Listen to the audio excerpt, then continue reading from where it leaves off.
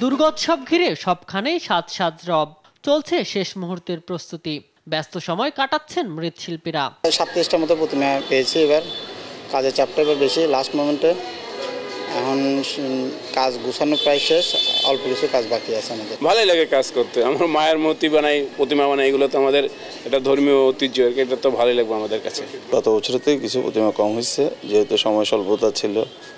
আর হচ্ছে আপনার আমাদের অলরেডি প্রতিমা মণ্ডপে নেওয়া শুরু করছে। চট্টগ্রামে গেল বছরের তুলনায় প্রতিমার চাহিদা কিছুটা কম বলছেন কারিগররা।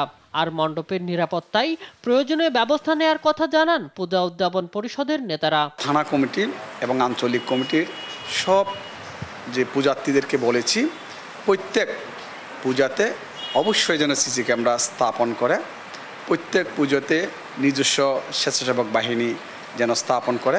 এদিকে মঙ্গলবার চট্টগ্রামের একটি অনুষ্ঠানে ধর্মপ্রতিষ্ঠা বলেছেন, আসন্ন দুর্গাপূজাকে সামনে রেখে সরকার সব ধরনের প্রস্তুতি নিয়েছে।